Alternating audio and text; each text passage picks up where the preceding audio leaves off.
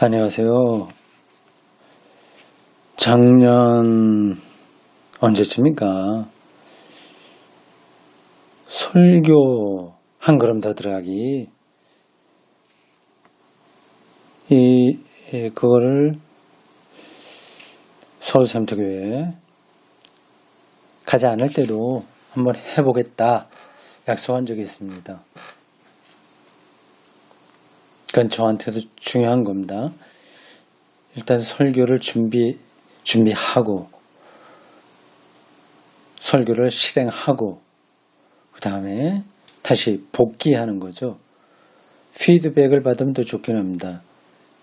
근데 제 설교가 어떻게 전달되는지 듣는 사람들은 어떻게 들었는지 그걸 받는 게 피드백이죠. 근데 그거를 할 수 있는 사람이 혹은 하고 싶어하는 사람이 그렇게 많지는 않을 겁니다. 간혹 그 댓글로 뭐 질문이나 자기 느낌을 좀 적긴 합니다. 근데 그게 정확한 피드백은 되지 않아요. 설교를 듣는 그대로 표현하는 게 쉽지가 않습니다.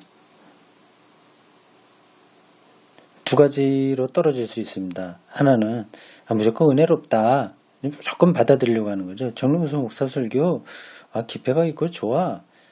그래서 그거를 무조건 받아들이는 쪽으로 할 수도 있는 겁니다. 또 하나는 비판을 위한 비판도 있죠. 그런 쪽으로 치우치지 않고 잘 자기를 객관적인 위치에 놓고 듣고 그 느낌을 말한다는 게 쉬운 건 아닙니다. 어쨌든 그런 차원에서 피드백은 아니라고 하더라도 복귀 한다는 점에서 다시 한번 이걸 돌아보는 거는 저에게도 도움이 됩니다. 이 복귀라는 말은 바둑에서 나온 거예요. 프로 바둑 기사들이 시합을 하고 끝난 다음에 처음부터 끝까지 다시 한번 둡니다. 그러면서 이 수가 어땠을까? 저 수가 어떤가? 서로 그런 거를 이야기하는 거죠. 말로는 별로 많이 하지 않습니다. 그러니까 외국인들끼리 바둑을 둬도 복귀가 가능합니다. 중국 사람과 한국 사람에도 복귀가 가능합니다. 그걸 이제 수담이라고 합니다. 수담. 바둑으로 그냥 말은 안 하더라도 바둑돌을 이렇게 옆으로 놓아보는 거죠. 그게 아니라 또 이쪽으로 놔보고 그럼 그 상대방이 벌써 그게 어떤 뜻인지 알아요. 그렇게 알려면 양쪽 다 바둑의 실력이 좀 비슷해야 되겠죠. 형편 없는 실력으로는 그런 복귀가 불가능합니다. 이제 스스로 복귀한다는 뜻으로 설교 한 걸음 더 들어가기를 해볼 생각입니다. 연초부터 할 생각이었는데 이거저거 연초에 많은 일들이 복잡하게 돌아가느라고 못했어요. 이제 오늘이 마지막 주였군요. 어제가. 어저께 거서부터 앞으로 아주 특별하게 바쁜 일이 생기지 않는 한, 저에겐 바쁜 일이 생길 게 없죠. 쭉 해볼 생각입니다. 저 스스로 설교의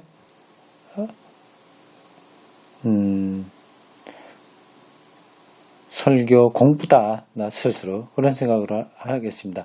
제목은 설교 해설 이렇게 잡았습니다.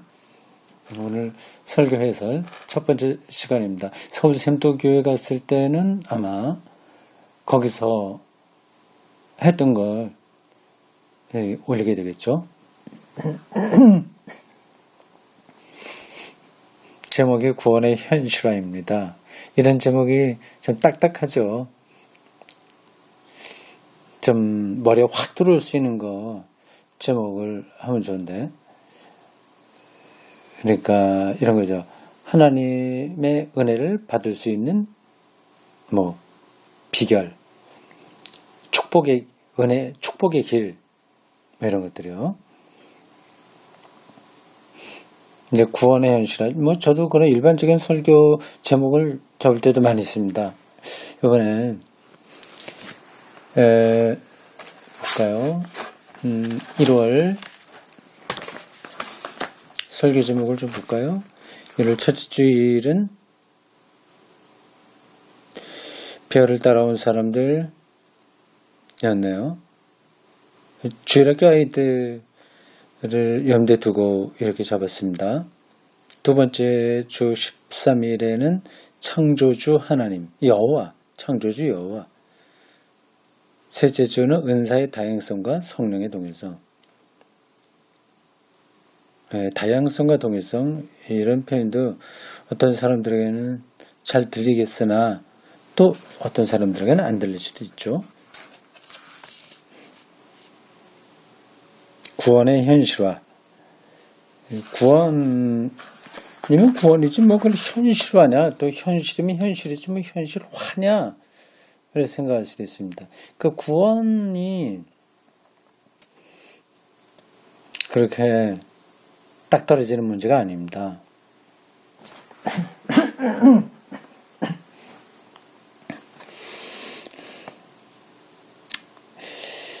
그게 여러 차원이 있습니다.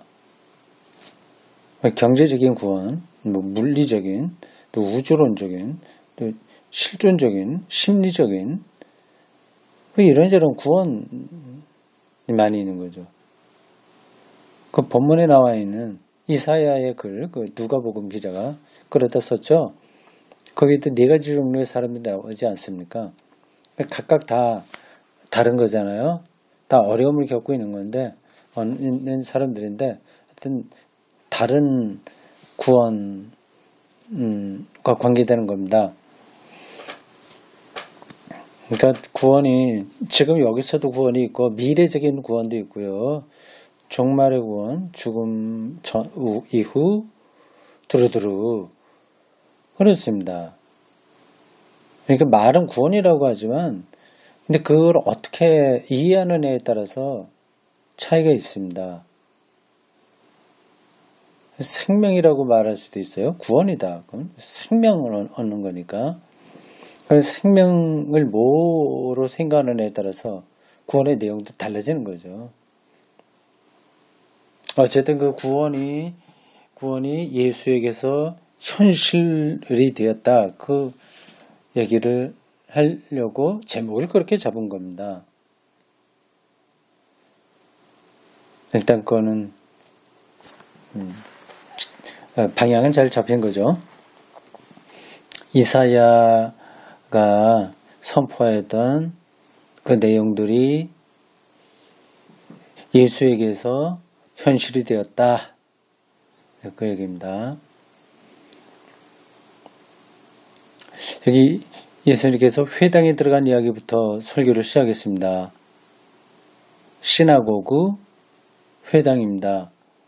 예수도 어렸을 때서부터 회당 출입을 많이 하지 않았겠습니까? 특별히 이렇게 종교적으로 뛰어난 사람들은 어릴 때부터 좀 남다르겠죠. 뭐 당연하지 않겠습니까? 그래서 어렸을 때부터 회당을 자주 드나들면서 회당장에게 뭐 질문도 하고, 그리고 거기서 성경도 좀 읽고, 예수님이 뭐 글을 쓸 줄 알았냐, 몰랐냐 하는 것으로도 서로 말들을 하고 있긴 있습니다. 그 당시에는 그 문맹률이 90% 훨씬 더 되죠. 97, 8% 이상 되지 않았겠습니까? 일반 사람들이 글자를 쓸 필요가 하나도 없었죠. 예수님은 근데 평범한 가정의 아들이었어서 일반적인 관점으로 보면 공부는 많이 하지 않았을 겁니다. 그래도 워낙 영특한 아이였을 것으로 추정되니 뭐 글자는 스스로 터득하지 않았겠습니까? 예수님이 여기 회당에서 이사야 61장 1절 이하를 읽었다고 하지 않습니까? 그 성경이 히브리어로 된 것 아실까요? 그 당시 히브리어는 사어였거든요. 예수님이 사용하던 언어는 아람어입니다. 그렇다면 그 성경도 아람어 성경이 아니었을까 이렇게 추정이 되는데요. 확실하게 모르겠습니다. 이 회당이 기독교하고 굉장히 관련이 깊습니다. 예배만 해도 그렇습니다. 회당에서 행해지던 종교행위, 그게 거의 교회 예배로 자리를 잡았습니다. 성경을 읽고 찬송 부르고 기도하고 몇 가지 그러한 회당의 종교의식이 있습니다. 거의 그대로 다 들어왔죠. 다른 게 있다고 한다면 성찬식입니다. 회당에는 성찬식을 하지 않죠. 성찬식만 포함하면 그 회당의 종교행위가 교회의 종교행위와 거의 똑같다. 그렇게 말하고, 그렇게 보면 됩니다. 초기 기독교하고 회당하고도 설교 중에 얘기했습니다만 굉장히 친했어요. 친했다는 표현은 뭐 적합하진 않은 건데 큰 갈등은 없었습니다. 그게 이제 우리에게 조금 의아스러운 부분이죠. 예수님이 십자가에 달려 돌아가신 것은 회당과 성전, 여기 지도자들과 그리고 예루살렘 일반 주민들, 그들 책임이 아주 크다 우리가 그렇게 알고 있지 않습니까? 그게 오랫동안 기독교인들 우리 유대교인들을 이제 비판한 이유가 되기도 합니다. 근데 실제로는 그렇지 않았습니다. 이게 그러니까 의아스러운 거죠. 이게 성경에 나와 있는 거는 복음서에 나와 있는 우리 이제 복음서를 통해서 예수님과 그 유대교와의 관계를 파악하는 거 아니겠습니까? 다른 데는 뭐 그런 이야기가 없어요. 예수님이 역사적으로 중요한 인물로 그 당시에는 인정받지 못했습니다. 그래서 다른 데에서는 예수에 대한 이야기가 거의 나오지 않습니다. 신약 성경에만 나오죠. 신약 성경 중에서도 예수님의 그 공생에 대한 것은 복음서뿐입니다. 서신에는 예수님의 공생에 대한 이야기가 없습니다.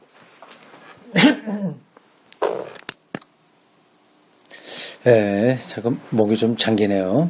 감기 기운이 있나? 감기는 아닐 텐데 제가 원래 이 성대가 약해서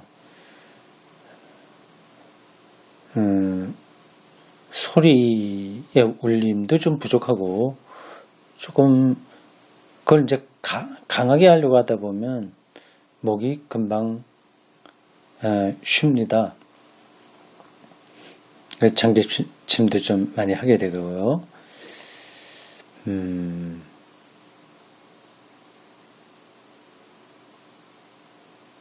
지금 예수님 공생에 대한 이야기를 하고 있습니다. 그때 이제 회당 출입을 하신 그 전력이 그 전에 쭉 계속해서 있었고 공생회 때도 회당 출입을 많이 하셨거든요. 이 회당 얘기를 자꾸 하냐면 예수님이 회당에서 시작하신 분이기 때문에 그렇습니다. 그럼 뭐 예수님만이 아니라 유대인들은 다 그런 거죠. 그러니까 회당을 모르면 예수님의 많은 것을 우리가 놓치게 되는 겁니다. 초기독교가 이제 예수님의 공생애를 이렇게 무슨 연대기식으로 일일이 다 적어서 보관하지 않았습니다. 그럴 필요를 느끼지도 않았고요. 뭐, 그 당시에는 그랬습니다. 근데 공생에 대한 이야기는 나중에 담은 거예요. 여러분들이 뭐 되게 알만한 분들은 알겠지만, 신약 성경에 크게 나누면 서신과 복음서죠. 서신과 복음서요. 좀 내용의 특징이 있습니다. 뭐 조금 더 세분하면 뭐 다르게도 얘기할 수 있지만 크게 보면 그렇습니다. 근데 복음서는 예수님의 공생에 대한 이야기고 서신은 그 예수님을 믿는 사람들의 신앙 이야기입니다. 그러니까 교회 이야기입니다. 그런 걸 놓고 본다면 당연히 공생애를 다룬 복음서가 먼저 기록되었겠거니 생각할 수 있지 않습니까? 근데 그렇지 않아요. 서신이 먼저 기록됐습니다. 그리고 공생애에 대한 그 복음서 이야기는 나중에 기록됐습니다. 그걸 기록해야 될 필요성이 있었기 때문에 한 거거든요. 근데 그 시간적인 차이도 제법 됩니다. 복음서는 아무리 빨리 잡아도 70년 이후입니다. 서신은 40년대부터 기록된 거죠. 이 말이 무슨 말이냐. 예수님의 공생에 있었던 이야기들은 기자가 그 당시 있었던 것을 사실 확인하고 그 자리 자기가 본 거를 그대로 기록한 게 아니라는 겁니다. 교회에 의해서 해석된 예수님의 이야기죠. 그러니까 복음서를 읽을 때는 늘 설교에서도 얘기했습니다만 초기 기독교의 상황과 긴밀하게 연결해서 읽어야 됩니다.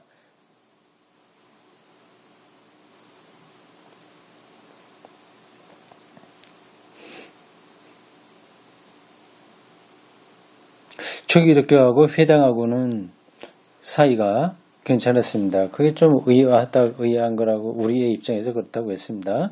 그러니까 우리가 선입견으로 알고 있는 유대교하고 기독교가 처음부터 반대됐다, 대립했다, 그렇게 생각하면 안 됩니다. 예수님이 유대교에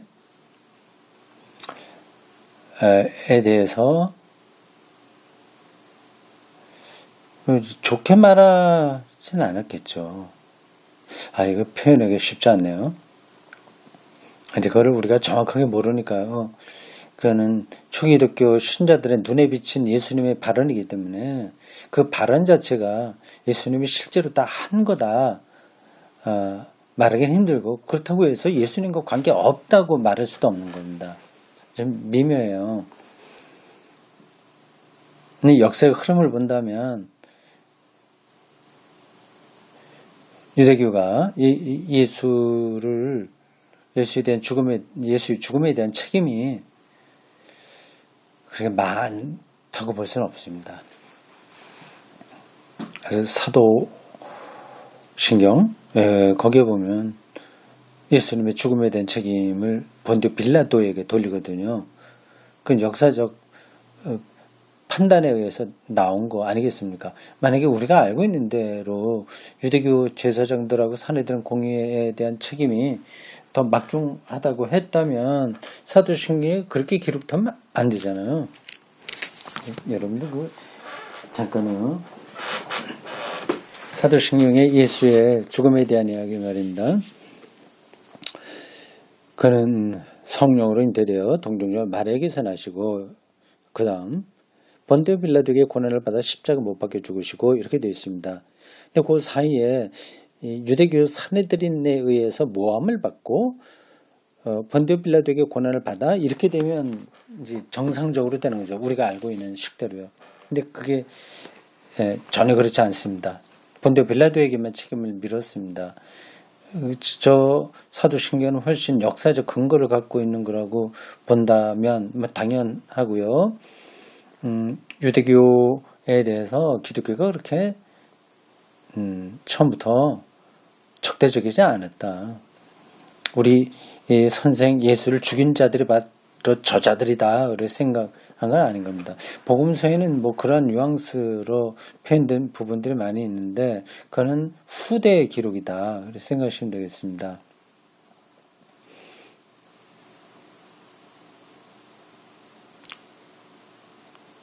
오늘 여기 설교에서 핵심이 이겁니다. 이사야에 의해서 선포된 구원, 하나님의 구원, 그것은 예수님에게서 현실이 되었다. 그 얘기입니다. 구원, 예수님이 구원자다. 이제 그 뜻입니다.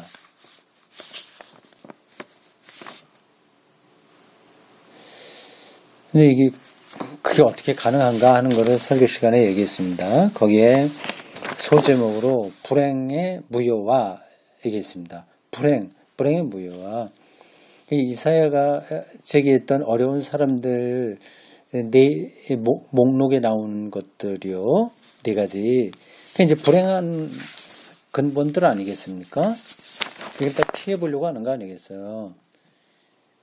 가난한 자, 묶인 자, 갇힌 자죠. 눈먼 자, 신체적 장애를 얻고 있는 사람, 억눌린 자, 뭐 이런 사람들이요. 우리 이런 거 좀 피해보고 싶지 않습니까? 옛날이나 지금이나 사실은 똑같습니다. 근데 이게 어떻게 가능하냐? 예수 믿는다고 해서 우리 인생이 다 뒤바뀌는 건 아니잖아요. 이런 겁니다. 불행하다고 생각하는 조건들이 더 이상 자신들의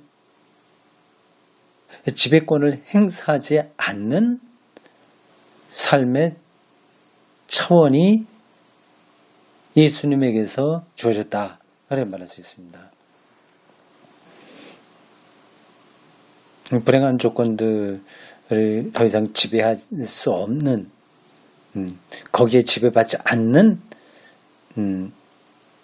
삶의 차원으로 들어가는 게 핵심이고, 그게 예수 경험이고, 그래서 부활로 표현되죠. 살아있다는, 예수가 살아있는 자로 경험된 겁니다. 이렇게 생명을 예수에게서 경험한 거거든요.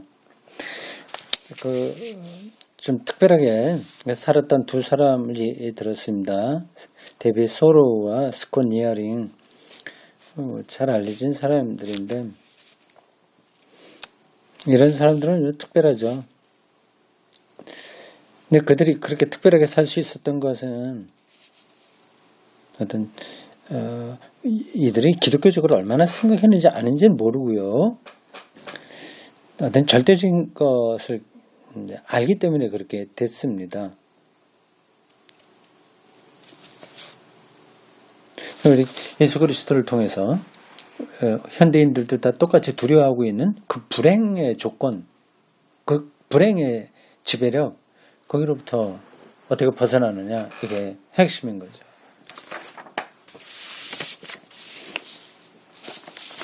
그걸 제가 설교 시간에 어느 정도 전달을 잘 했는지 모르겠습니다.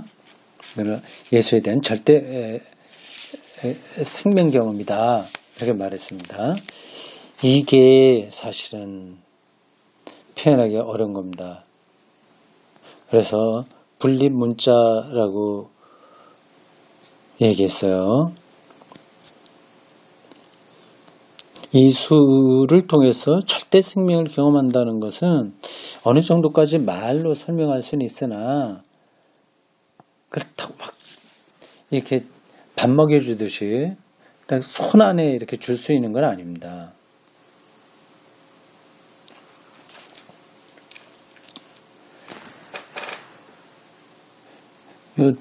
그렇다면 그 모호한 거네. 이 모호한 거를 어떻게 믿으라고 하냐.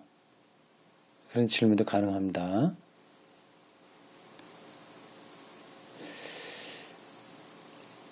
예수를 통한 절대 생명. 이건 말만 그럴듯하죠. 근데 확 와닿지는 않죠.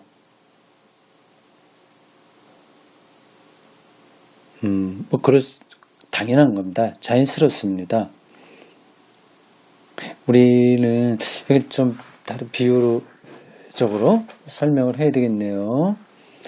우리도 그런 일상에서 벌어지는 것에 거의 취해 있습니다.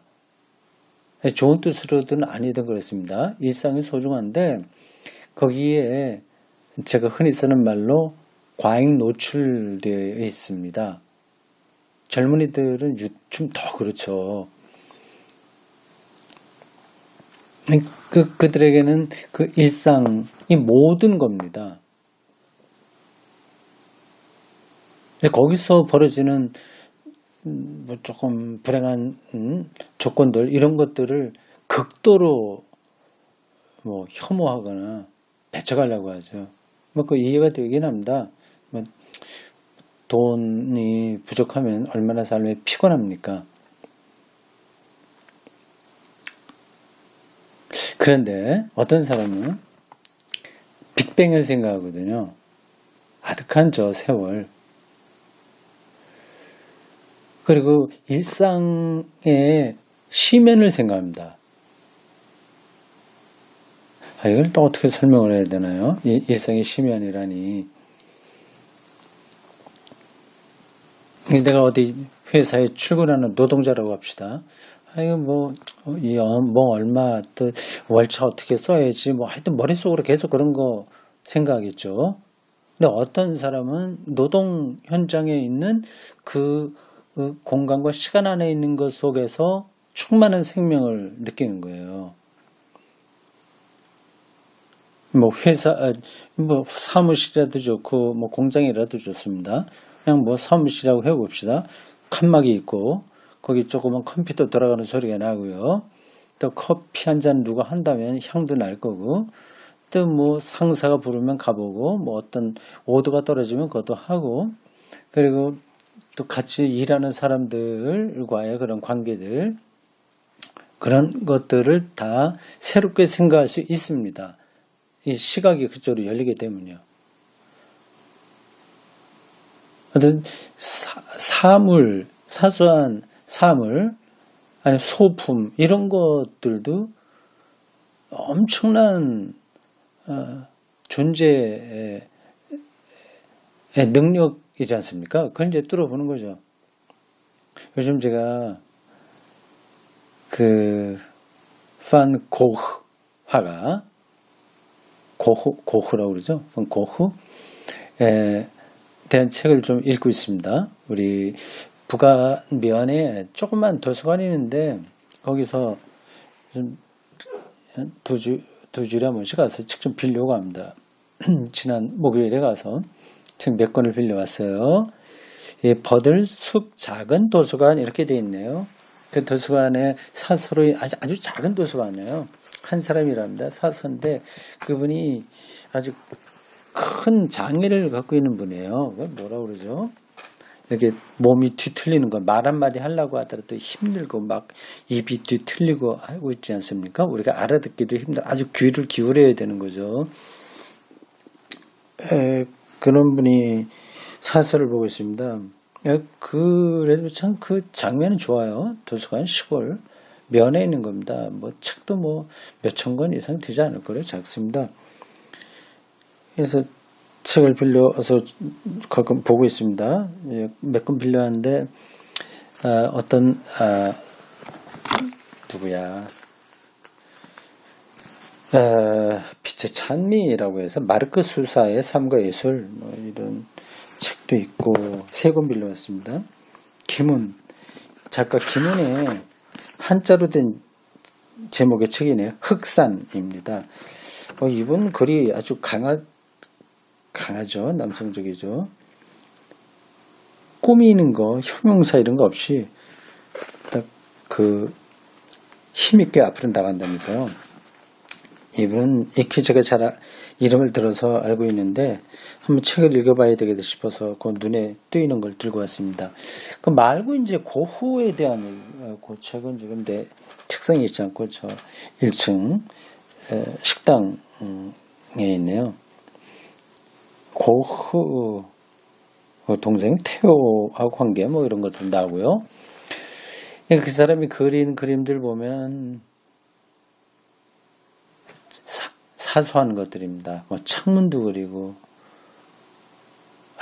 이런저런 거 있어요. 제가 지금 제목을 다 모르겠는데 뭐 감자 먹는 사람들 이런 것도 있고요. 근데 그런 게 보면 어떻게 우습죠? 뭐 별거 아니잖아요. 흔한 거잖아요. 그러나 화가의 눈에는 그걸 이제 붙들고 싶다는 어떤 영적 경험, 영감이죠. 그걸 한 겁니다. 그게 이제 일상의 심연이라고 하는 겁니다. 그런 것들이요. 근데 만약에 그런 것들을 알게 되면 감자만 먹는다고 해서 불행한 거 아니고 비프 스테이크 뭐 비싼 거 먹는다고 해서 행복한 것도 아니고 그냥 다 그렇게 있는 것들입니다. 제가 적절하게 비유로 설명하고 있는지 모르겠어요. 예수를 절대 생명으로 경험한다고 하는 게 뭐냐 하는 것들을 직접 설명하기 힘들어서 이렇게 일상 심연에 대한 경험이다 하는 것을 말씀드린 겁니다. 크게 잘못된 건 아닐 거예요. 근데 예수 그러니까 일상의 쉬면 그건 절대 생명이잖아요. 일상에서 벌어지는 것들은 감자를 먹든지 비프스테이크라든지 뭐 하여튼 뭐 된장국을 먹든지 그런 것들은 괜찮은 거잖아요. 그러나 그 장면 순간순간 하이데거의 표현으로 아우겐블릭이라는 그 순간에 벌어지는 것들 안으로 들어가게 되면 이제 자유로워지는 거죠. 그러니까 예수를 우리가 어떻게 일상의 심연으로 경험하냐 하는 게 기독교 신앙과 또 일상을 살아야 될 우리가 만나게 되는 이 삶과의 관계에 있는 겁니다. 그걸 정말 설명하려니까 참 힘들어요. 아이고, 그렇게 하냐. 그건 좀 더 쉽게 뭐 하지 말고 뭐 어떻게 살고 뭐 얘기해야 되는데 뭐 감동적으로 어떻게 살고 하는 것들은 다른 설교자들이 다 하니까 그리고 그런 것들은 나한테는 또 재미도 없고 하니까 할 수가 없어요.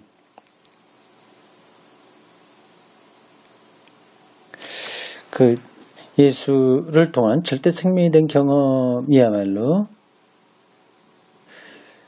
이사야가 선포한 불행한 조건으로부터의 해방이라는 메시지가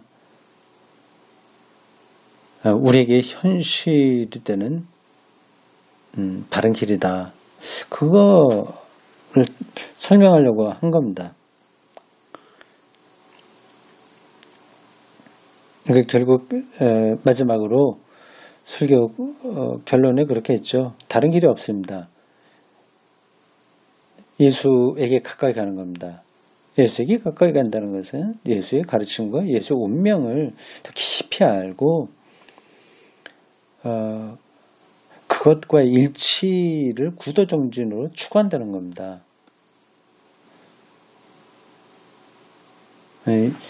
바쁘게 사는 세상 속에서 그게 뭐 쉽지는 않겠죠. 구도정진 말이 그렇지 잘 됩니까? 그래도 그거는 자기의 영혼의 요구만큼 할 수 있습니다. 다른 게 더 재밌으면 다른 거 하면 되고 이게 더 재밌으면 이거 하면 되고 그렇습니다. 이거 예수 그리스도의 생명이 상대적이다, 마찬가지다. 뭐 해도 좋고 안 해도 좋다 그런 뜻으로 하는 게 아니라 이건 정말 이쪽으로 갈급하지 않으면 안 되니까요. 그걸 억지로 하라고 그래봐야 무슨 소용이 있겠습니까? 여기까지 하겠습니다. 그렇죠? 이게 말끔하게 깔끔하게 정리는 되지 않았지만 우리가 특강을 하는 것도 아니고 그냥 편하게 설교를 복습한다, 복기한다. 그리고 또 다른 편으로는 해설하는 거다. 그러니까 다 해설 안 됐다고 하더라도 부분적으로만 돼도 괜찮지 않겠습니까? 앞으로 잘 가보겠습니다. 고맙습니다.